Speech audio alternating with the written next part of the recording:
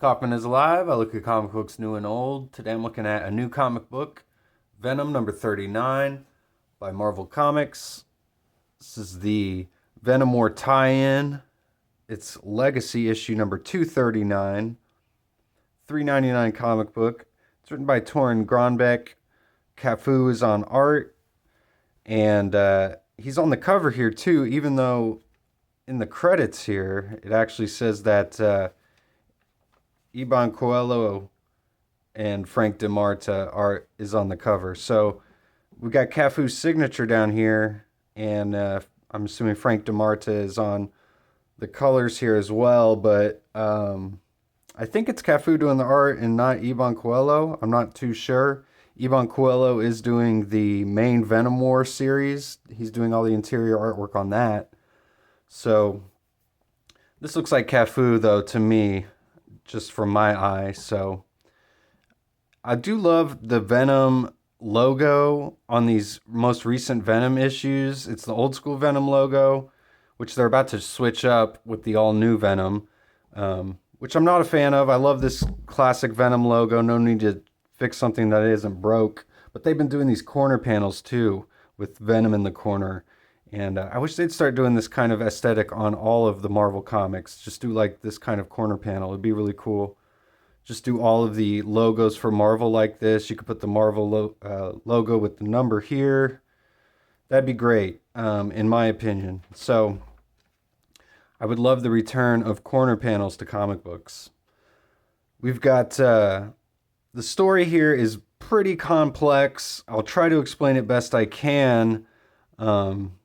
Considering this is the 39th issue of this storyline, basically. This has basically been the same storyline going on all throughout this whole Venom series that Al Ewing started, and Grönbeck is continuing here, and then Al Ewing is, of course, doing the writing on the Venom War, so this is probably all his main idea that we're getting, essentially, anyway.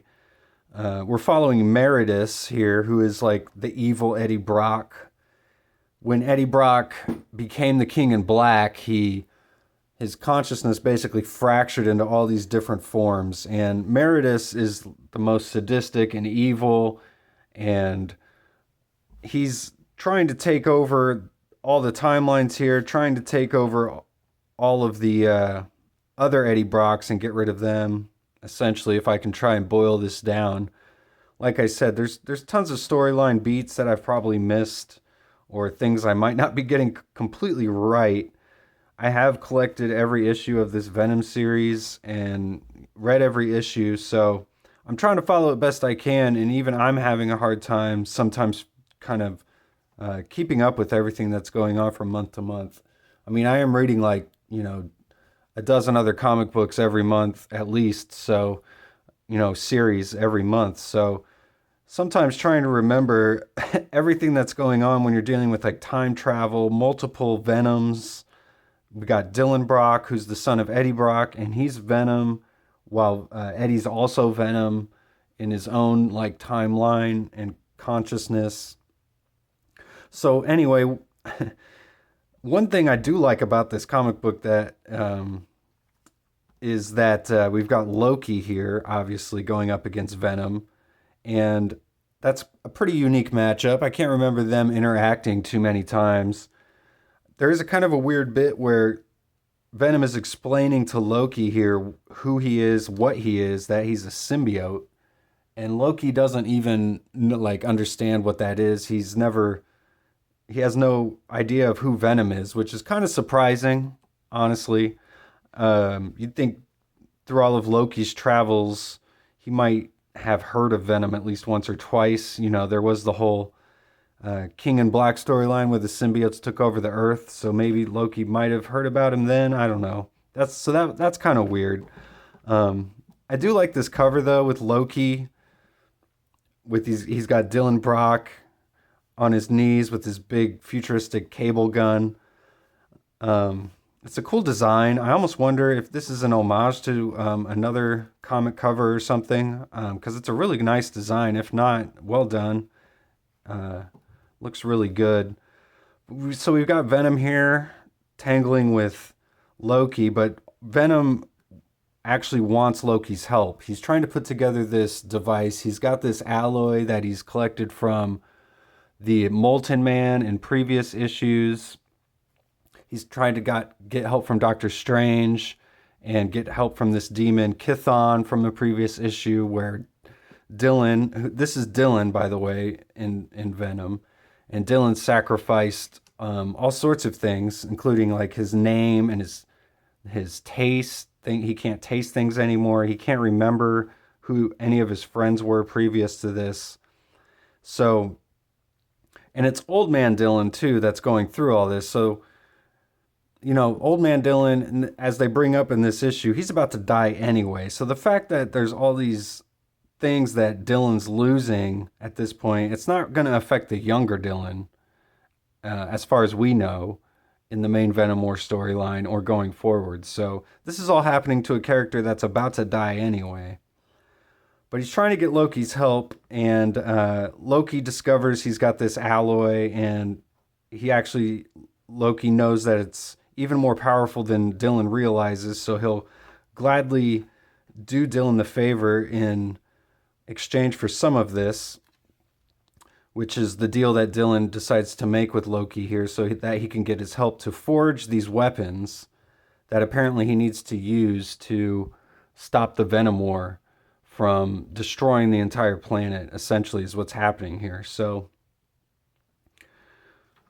Meridus, he's going through time, and remember, Meridus is Eddie Brock. So we find out that Meridus has been watching himself grow up throughout his entire life, because he's gone back in time and done this, and actually been a passive observer in Eddie's existence here. And so we see all of kind of the traumatizing moments in Eddie Brock's life here, and Meridus is there to witness all of them as well.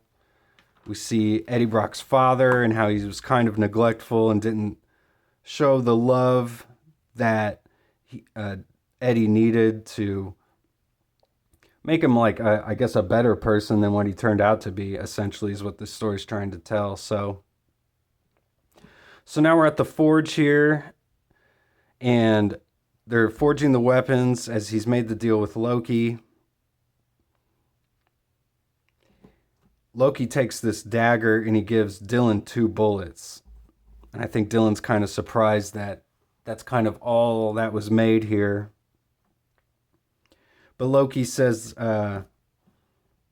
that since he's traveled between realms before, it's easy for him to go back. So Loki just sends him back. Then we see a flashback of Dylan being given to his grandfather here, as well as, again, Meridus is just traveling throughout time here, observing everything that's gone on throughout his life.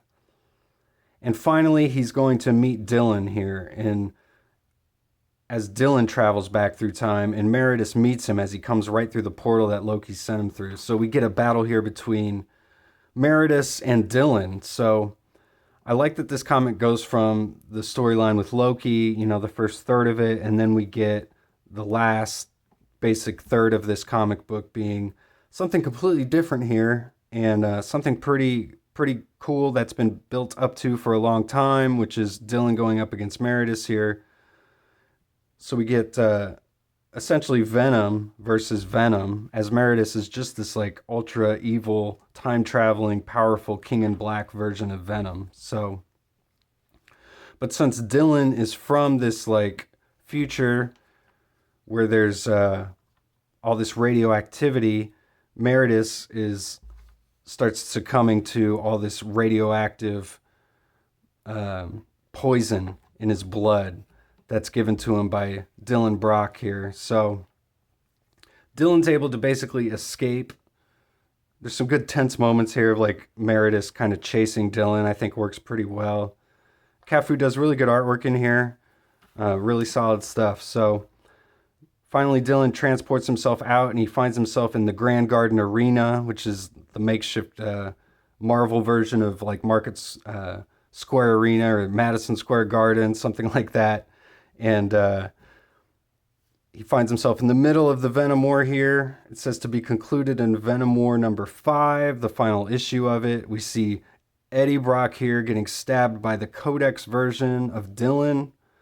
So we see the older Dylan witnessing the younger Dylan killing his father here. So this is kind of what all this whole series has been building up to. So I might be picking up Venom War number 5. I haven't been reading the other Venom War issues, just tangentially picking them up through this Venom series. So, but I would like to, obviously read the climax to all of this. I can only assume that the alloy that Dylan Brock is putting together here in this issue with the bullets and everything that he's collected throughout the past few issues is leading to this like gold version of Venom.